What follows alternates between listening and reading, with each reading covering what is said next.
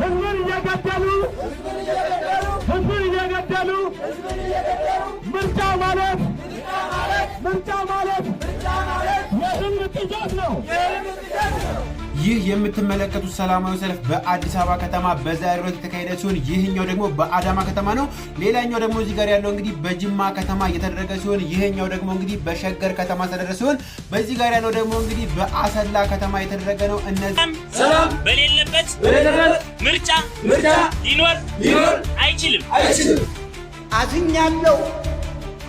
አዝናለሁ እኔ ራሴን ወክዬ ነው የምናገረው።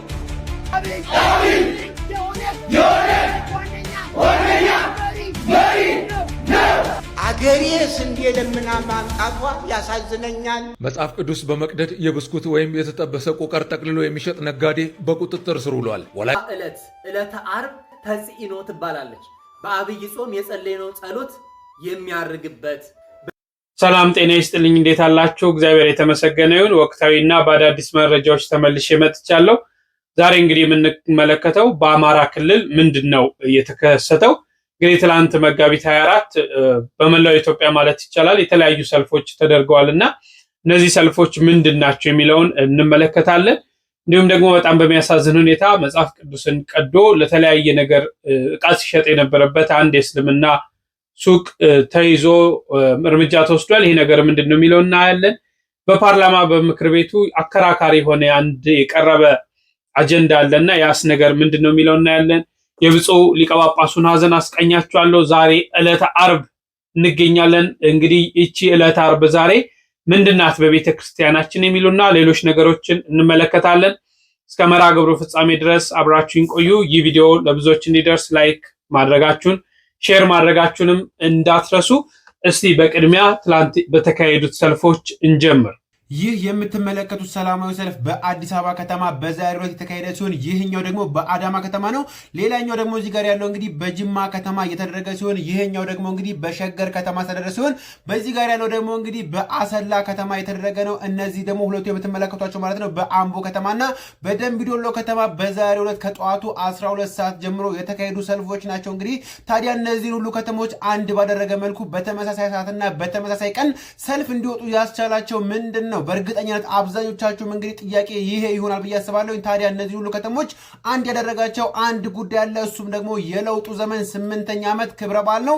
ዛሬ መጋቢት 24 ቀን በኢትዮጵያ ሀገራዊ ለውጡ እውን የሆነበት ነው። ወይም ደግሞ ጠቅላይ ሚኒስትር ዶክተር አብይ አህመድ ወደ ስልጣን የመጡበት 8ኛ ዓመትን አስመልክቶ በኦሮሚያ ክልል የተለያዩ ከተሞችና በአዲስ አበባ ታላቅ ህዝባዊ የድጋፍ ሰልፍም እየተካሄደ ይገኛል። እስኪ እናንተስ በዚህ 8 ዓመት ውስጥ ተሰርቷል ብላችሁ የምታስቡትን ትልቅ ስራ በኮሜንት ላይ ሐሳባችሁን አካፍሉን። በሰላማዊ ሰልፉ ላይ ደግሞ እንግዲህ የሃይማኖት አባቶች፣ አባገዳዎች፣ ሀዳ ሲንቄዎች እንዲሁም ደግሞ የተለያዩ የህብረተሰብ ክፍሎችም ተገኝቷል። ሰልፈኞቹም ደግሞ በመልእክታቸው በመጋቢት 24 ተምሳሌታዊ ጉዞ መሰረታዊ እርምጃ የተመዘገቡ ስኬቶችን እየነነቁም ይገኛሉ። እናንተም ደግሞ በእነዚህ ዓመታት ውስጥ ስለተሰሩ ስራዎች በኮሜንት ሐሳባችሁን አካፍሉን።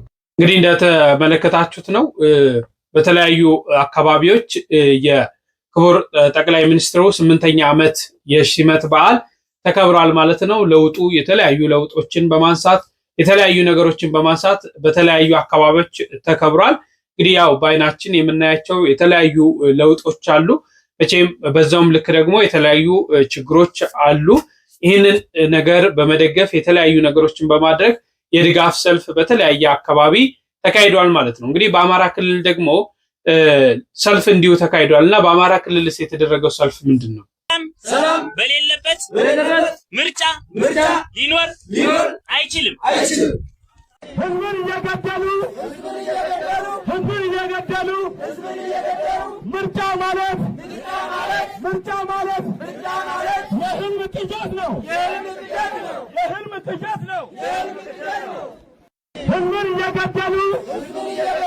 ህዝብን እየገደሉ ምርጫ ማለት የህልም ጥያቄ ነው። ሰላም ሳይኖር ምርጫ ሊኖር አይችልም። ብልጽግና የኤሜሬት ተላላኪ ነው።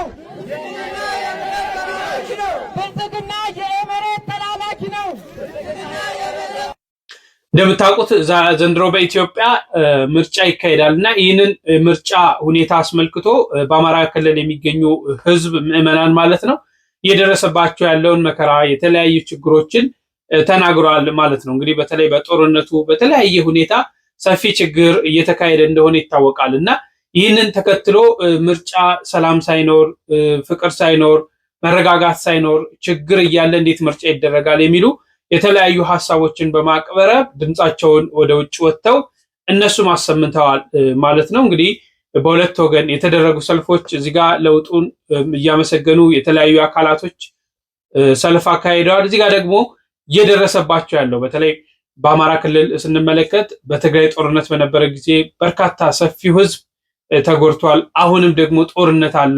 ጦርነት ላይ እንግዲህ የተወሰኑ አካላቶች ይዋጋሉ። ነገር ግን በርካታው ህዝብ ንጹሃኑ ህዝብ ምንም የማያውቀው ህዝብ ነው እዚህ ውስጥ ዋጋ እየከፈለ ስቃይ እየከፈለ ያለውና በተለይ በኢትዮጵያ ውስጥ ሰላም ባለመኖሩ ጦርነቶች በመካሄዳቸው ሁላችንም ነው እየተጎዳን ያለውና ይህ ነገር እንደው እኔ ማለት የምፈልገው እንግዲህ ፖለቲከኛ አይደለው ስለ ፖለቲካ አይደለም እያወራው ያለሁት እንደው ሰላም የሚፈጠርበት እንደ ቤተክርስቲያን ልጅ ነቴ ሰላም የሚፈጠርበት ሁሉም አካባቢ እኩል የሚሆንበት ሁሉም አካባቢ አመስጋኝ የሚሆንበት ሁሉም አካባቢ ለውጥን የሚደግፍበት የሚደረግበት መንገድ ቢመቻች እንደው በቻልነው አቅም ምን እንደጋገፍበት ምን ረዳዳበት ይህንን ሰላም ለማምጣት መንግስትንም እናግዝበት መንገድ ካለ በዚህ ታዘን እንደው ሰላም በቃ ጦርነት ቢበቃን ማንም ወገኖቻችን ናቸው። በጣም የሚያሳዝነው እኮ ጦርነት ሲካሄድ ወንድሙ ላይ ነው ጭካኔ። ባዳ አልመጣብንም፣ ሌላ ጠራት ወራሪ አልመጣብንም አይደል? እርስ በርሳችን ነው እየተፋከትን ያለ ነው። እንደው እኛም ላይ ሁላችንም ላይ ነው ጦርነቱ ችግር እያመጣ ያለው። ምክንያቱም ገዳማትን እንኳን ሄደን መሳለም አንችልም። አክሱም መሄድ፣ ግሸን መሄድ፣ ደብረ ሊባኖስ መሄድ፣ ሌሎች ቦታዎች ለመሄድ በሰቀቀን ነው መሄድ አልተቻለምና መንግስትን አግዘን ደግፈን ረርተን ማድረግ ያለብንን ነገር ሁሉ ሰርተን ሀገራችን ላይ ሰላም ቢሆን ወገኖቻችን ባልሆነ ነገር ባይሞቱ ለማለት እወዳለሁ። በዚህ ላይ እናንተ ሐሳባችሁን እንድትሰጡ ጠይቃለሁ። እንደው እስቲ ይህን ቪዲዮ ተመልከቱት። አረ ይሄ ነገር እንዴት ነው ጎበዝ? እንዴት ታዩታላችሁ? አረ በጣም ግራ የሚያጋባ ነገር ነው። አሁን ይሄ ምንድን ነው የሚባለው? ቤተክርስቲያንን መውደድ ነው የሚባለው ወይስ ምግብን መውደድ? አረ ተው አዛኘን ብንተው አይሻልም? ስለ ስጋ ማሰብ ሞት ነው፣ ስለ መንፈስ ማሰብ ግን ሰላምና ሕይወት ነው አለ ቅዱስ ጳውሎስ ለሮማውያን ሰዎች በላከው መልእክት። ሰው ስለ መንፈሳዊ ነገር ያስባል እንጂ ስለሚበላ ነገር እንደው አሁን በእውነት መንፈሳዊ ነገር በስጋዊ መመሰል ጥሩ ነው? እንደው ትርጉም ይሰጣል? ትክክልም አይደለም። እርግጠኛ ሆኜ እናገራለሁ በዚህ ጉዳይ ላይ ይሄ ጥሩ አይደለም። ስርዓት ማጣት፣ ያለ ስርዓት መጓዝ ነው። እንዲህ አይነቱ አካሄድ ስርዓት አልበኝነት ነው፣ ከስርዓት ማፈንገጥ ነው። ተው ቤተክርስቲያንን የምንመስልበት በርካታ ምሳሌ አለ፣ በዛ እንመስላለን እና ይሄ ጥሩ አይደለም። እንዳያችሁት ነው። እኔ በእውነት ትክክል ነው ብዬ አላስብም። አንዳንዴ የተለያዩ መርሃ ግብር ልናዘጋጅ እንችላለን። አሁን ይሄ ኬክ ነው እንግዲህ በቤተክርስቲያኒቷ ቅርጽ አምሳያ ተሰርቶ ኬክ ነው። አሁን ይሄን መቁረስ አስፈላጊ ነው ብላችሁ ታስባላችሁ?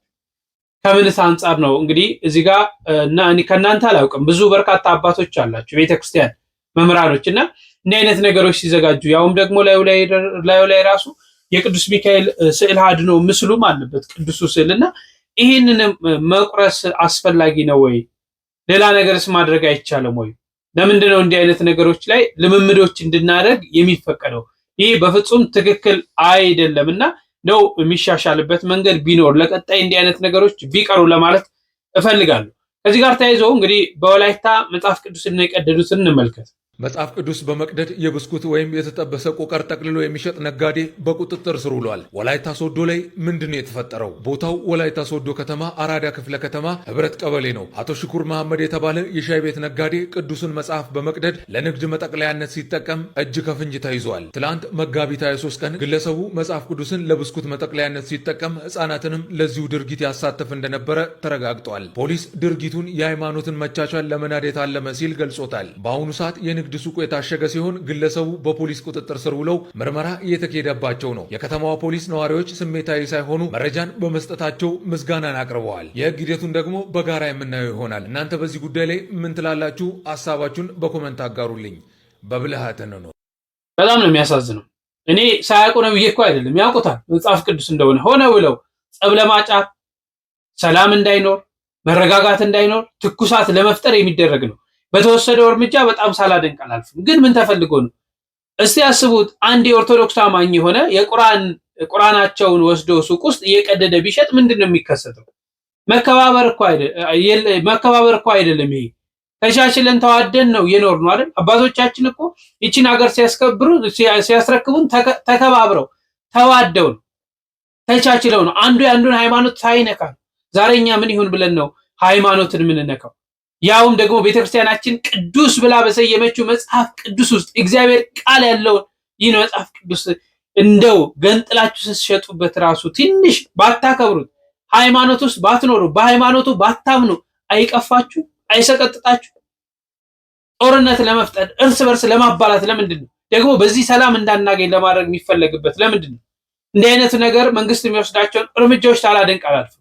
ወደፊትም ተበረታቶ መቀጠል አለበት ብዬ አስባለሁ።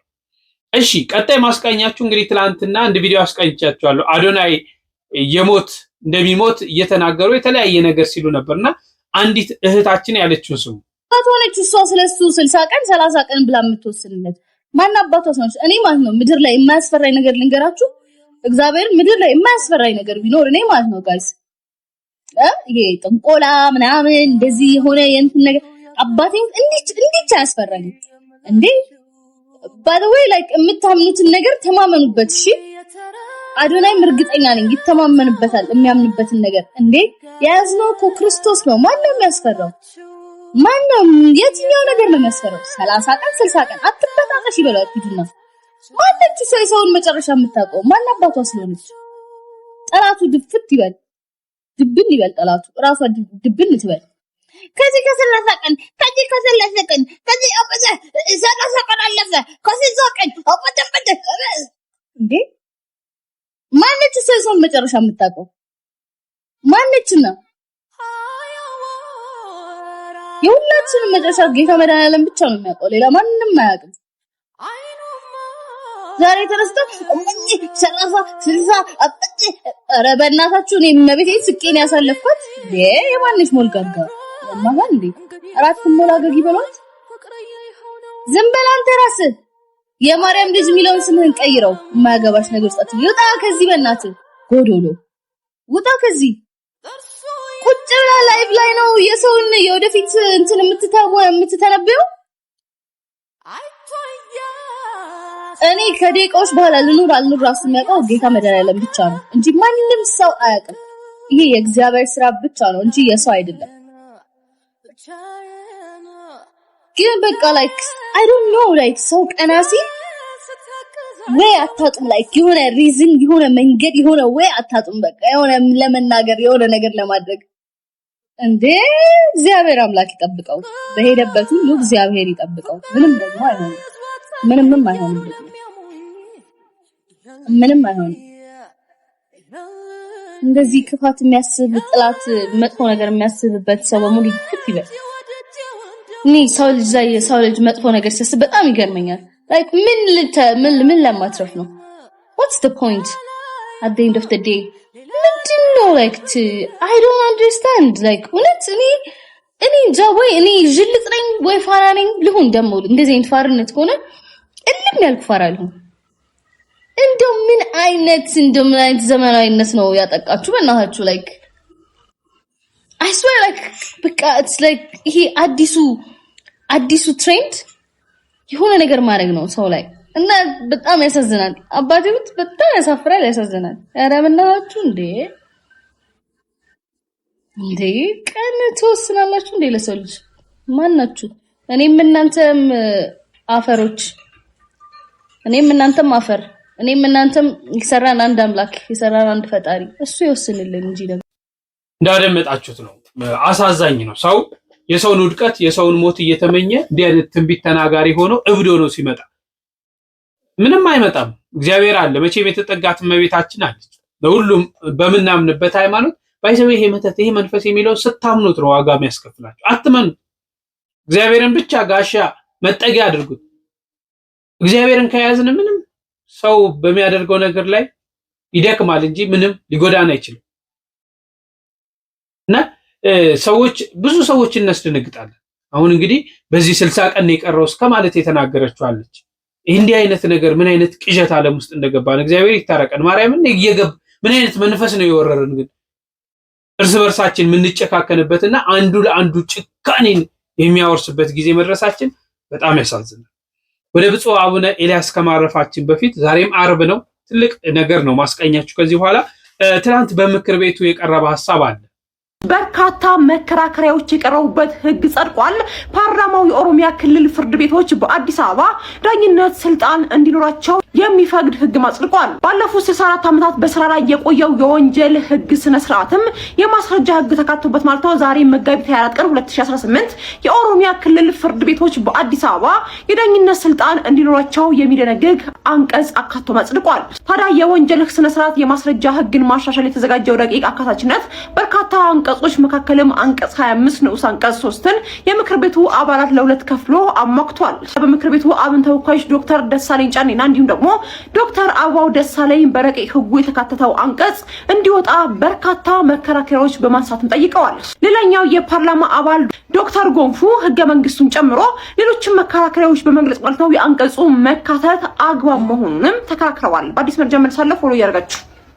በዚህ ሐሳባችሁን ስጡ። ለመረጃ ያህል ነው ያመጣውላችሁ። ወደ ብፁዕ አቡነ ኤልያስ እንለፍ እስቲ። አዝኛለሁ፣ አዝናለሁ። እኔ ራሴን ወክዬ ነው የምናገረው።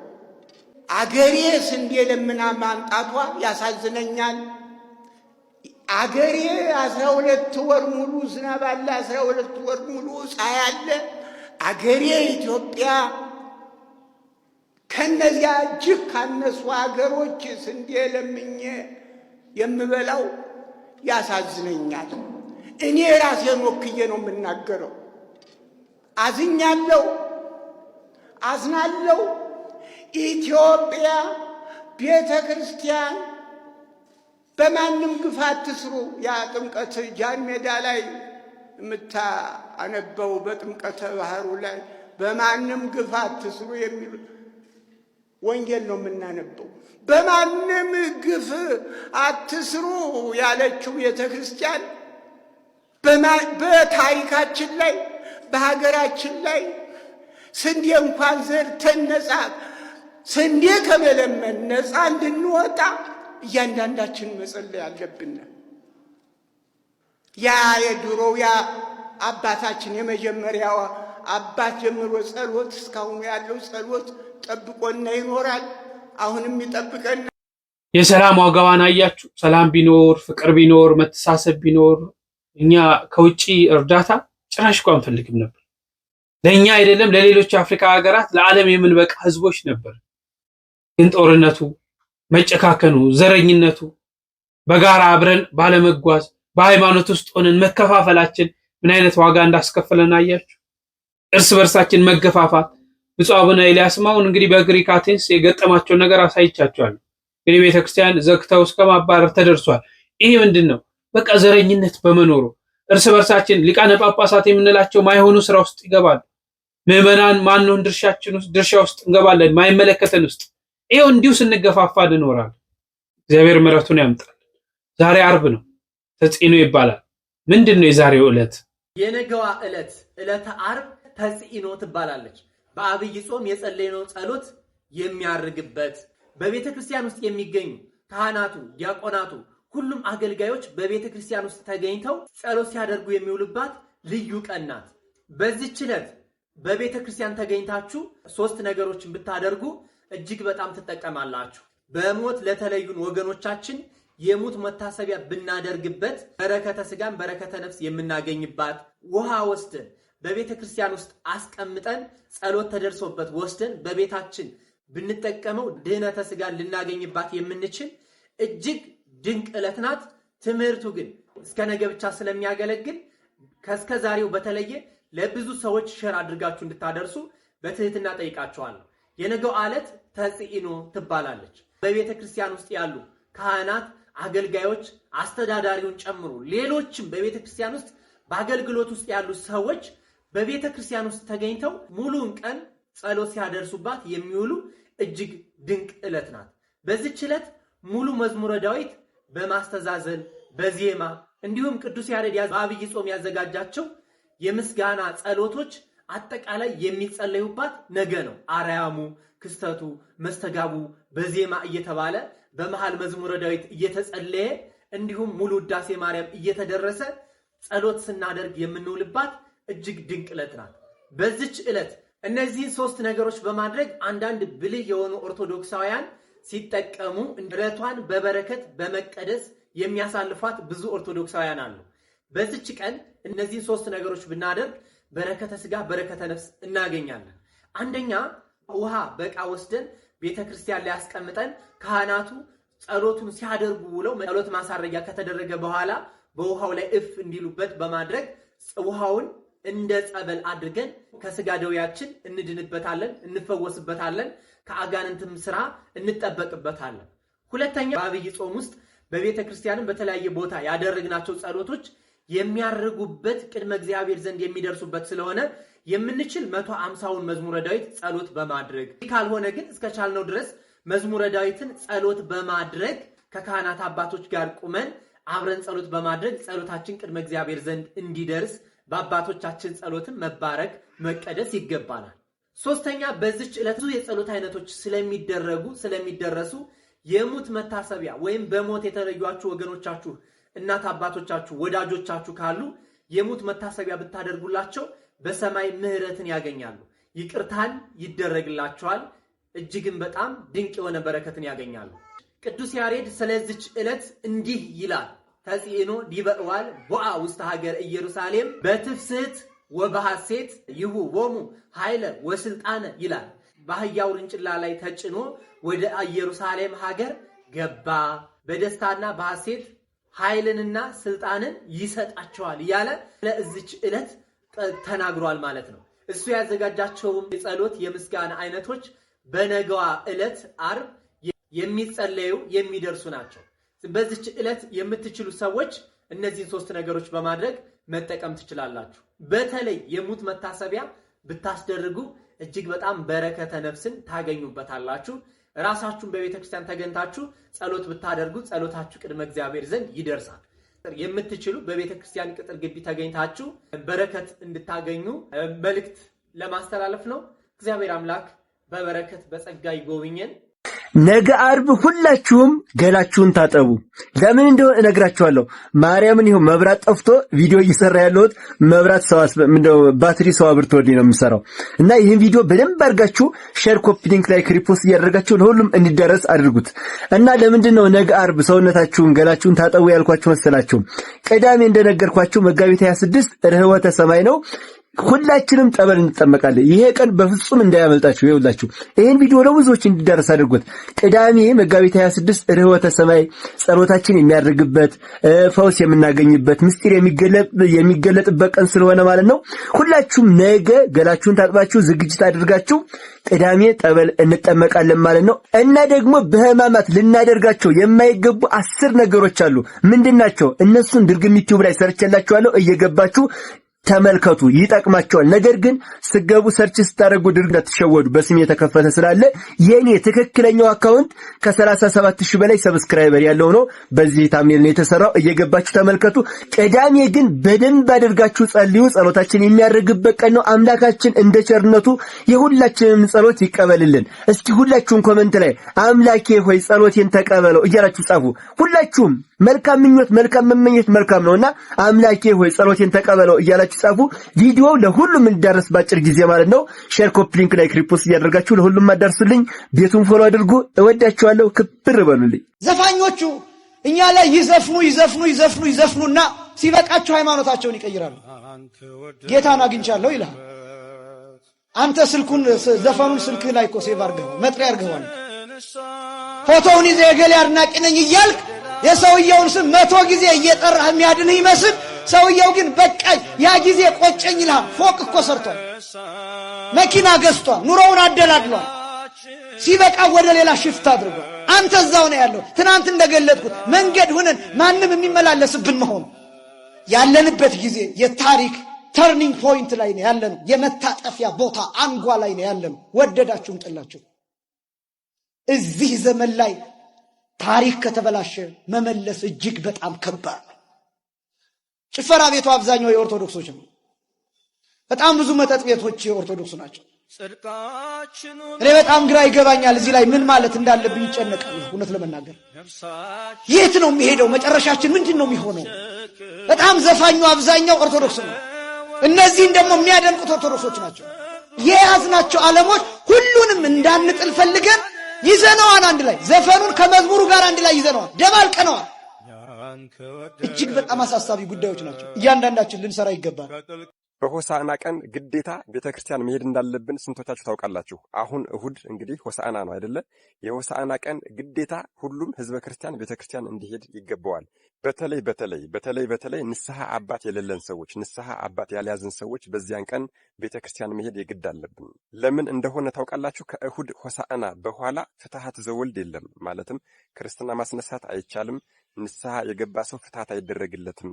የሞተ ሰው እንኳን ፍትሐት አይደረግለትም ማለት ነው። ስለዚህ ቅድስት ቤተክርስቲያናችን ጥንቅቅ ያለች እመቤት ናትና ድንገት በስግደት ሳምንት በሰሙነ ሕማማት ጊዜ የሞተ ሰው ቢገኝ ስለሚችል እኛ ራሱ ልንሞት ስለምንችል ቀድማ የሆሳዕና ቀን ፍትሐት ዘወልድ እንዲደረግልን ታደርጋለች። ስለዚህ በዚያን ቀን ስርዓቱ እኛ ወደ ቤተክርስቲያን ሄደን ፍትሐት እንዲደረግልን ነው እንጂ እኛ ሀብታሞች ስለሆነ የተሻለ ኑሮ ስለምንኖር ንስሐ አባቶቻችንን በስልክ ጠርተን ወይም ደግሞ በመኪናችን ሄደን አንስተን አምጥተን ከቤታችን ፍትሐት ዘወልድ እንዲደረግልን ማድረግ ትክክለኛው ስርዓት አይደለም። በዚያን ቀን በቤተክርስቲያን እንድንገኝ ነው የተመከርነው። ቤተክርስቲያን መሄድ የማይችሉ ሰዎች፣ በጣም በአደገኛ በከፍተኛ ደዌ ህመም የተያዙ ሰዎች ግን ንስሐ አባቶቻቸው ወደ ቤታቸው ሂደው ፍትሐት ያደርጉላቸዋል ማለት ነው። ምክንያቱም እንደነገርኳችሁ ከሆሳዕና በኋላ ፍትሐት ስለማይደረግ በተለይ የታመሙ ሰዎች በዚያን ጊዜ ፍትሐት ማግኘት አለባቸው። የግድ በህማማት ጊዜ ሊያርፉ ስለሚችሉ ቀድሞ ፍትሐት ይደረግላቸውና ግብአተ መሬታቸው በሆሳዕናው ፍትሐት ይፈጸምላቸዋል ማለት ነው። ንስሐ አባት የሌላችሁ ሰዎች ንስሐ አባት መያዛችሁ የግድ ሆኖ እያለ ንስሐ አባት ከሌላችሁ ግን የዚያን ቀን የግድ ቤተክርስቲያን ሄዳችሁ ፍትሐት ሊደረግላችሁ ይገባል። የሆሳዕና ቀን ማለት ነው። በአረብ ሀገር በስደት ሀገር ያላችሁ ቤተክርስቲያን መሄድ የማትችሉ ሰዎች በሙሉ ንስሐ አባት የሌላችሁ ሰዎች በሙሉ ደግሞ ወደምታውቋቸው ካህናት በስልክ ደውላችሁ ቢሆን በሆሳዕና ቀን ወይም ደግሞ እስከ ሆሳዕና ባለው ቀናት ውስጥ ፍትሐት እንዲደረግላችሁ ማድረግ ይገባል ማለት ነው። በዚህ አጋጣሚ እንግዲህ አንድ የምነግራችሁ ትልቅ መልእክት ምንድነው? ዛሬ ማክሰኞ ነው። ከዛሬ ጀምሮ እንግዲህ እስከ ሆሳዕና ድረስ ወደ 5 ቀኖች አሉ። በእነዚህ ቀኖች ውስጥ ንስሐ ያልገባችሁ ሰዎች የግድ ንስሐ መግባት አለባችሁ። ምክንያቱም በሰሙነ ሕማማት ጊዜ ንስሐ አይገባም። ከሰሙነ ሕማማት በኋላ ደግሞ ትንሣኤ አለ። ከትንሣኤ ጀምሮ ባሉት 50 ቀናቶች እስከ በዓለ 50 ድረስ ደግሞ ሁላችሁም እንደምታውቁት የመንግስተ ሰማያት ምሳሌ አድርገን የምናሳልፋት እንደ አንዲት ሰንበት አድርገን ስለሆነ 50 ቀን የምናሳልፋት። በዚያ ጊዜ ደግሞ አስቸጋሪ ህመም ላይ ለሞት የሚዳርግ ችግር ላይ ያሉ ሰዎች ካልሆነ ንስሐ አይገባም። እንደኛ ያለ ጠንካራ ሰው ደግሞ ንስሐ ቢገባም እንኳን ቀኖና የሚሰጠው በምጽዋት ነው እንጂ ጾምና ስግደት በዚያን ጊዜ ስለሌለ ጠንካራ የሆነው የንስሐ ጊዜያችን እስከ ሆሳዕና ድረስ ነው ማለት ነው። በእነዚህ በ5 ቀኖች ውስጥ የግድ ንስሐ መግባት ይጠበቅብናል ማለት ነው። አዎ በበዓለ 50 ጋብቻቸውን የሚፈጽሙ ቅዱስ ቁርባን የሚቀበሉ ሰዎች፣ አስቸጋሪ ደዌ ህመም ላይ ያሉ ሰዎች፣ ለሞት የሚዳርግ ችግር ላይ ያሉ ሰዎች ብቻ ከንስሐ አባቶቻቸው ጋር ተነጋግረው ንስሐ ይፈጽሙና ንስሐቸው ደግሞ የሚፈጸመው በምጽዋትና በመባዕ ሊሆን ይችላል እንጂ ስግደትና ጾም በዚያን ጊዜ የለም። የሚያውቁትን ለማያውቁት ማሳወቅ በጎነት ነውና አደራ ያለችው ቀን 5 ቀናት አጭር ቀናት እንግዲህ እስከ ሆሳዕና ድረስ ይሄ ቪዲዮ ለብዙ ሰዎች ደርሷቸው የሆሳዕና ቀን ሁሉም ሰው ሂዶ ፍትሐት ዘወልድ እንዲያስደርግ፣ ያልቻለ ሰው ደግሞ በስደት ሀገር ያሉ በአረብ ሀገር ያሉ ሰዎችም ደግሞ ከካህናት ጋር ተደዋውለው እስከ ሆሳዕና ባለው ቀን ፍትሐት እንዲደረግላቸው ቡራኬንም እንዲቀበሉ በሚቻላችሁ መጠን ይህንን ቪዲዮ በደንብ አድርጋችሁ ኮፒ ሊንክ አድርጉልኝ። ለቤቱ አዲስ ናችሁ ፎሎ ማድረግ እንዳይረሳ እላለሁ። መድኃኔዓለም ኢየሱስ ክርስቶስ አስተዋይ ልቦናና ሰሚ ጆሮን ይስጠን። ለመምህሮቻችን እግዚአብሔር አምላክ ቃለ ሕይወትን ያሰማልን። ሰፋ ያሉ መልእክቶችን ሰፋ ያሉ ትምህርቶችን ወስዳችኋል ብዬ አስባለሁ። እንግዲህ በሌሎች መረጃዎች እንገናኛለን። በተለይ አሁን ሰሞነ ሕማማት እየመጣ ነው። በዚህ ሕማማት ውስጥ ምንድነው ማድረግ ያለብን? ምንስ ነው አለማድረግ ያለብን? ቤተክርስቲያን የምከለክለው ምንድነው? ማትከለክለውስ ምንድነው? የሚሉ ሰፋ ያሉ ነገሮችን እንቃኛለን፣ እንመለከታለን። የተለያዩ ነገሮች እንዲደርሷችሁ እንዲህ አይነት ገንቢ የሆኑ ነገሮች ቤቱን ሰብስክራይብ ማድረጋችሁ እንዳትረሱ። ላይክ እና ሼር አድርጉ። በሌላ ጊዜ እስክንገናኝ ቸር ቆዩልኝ።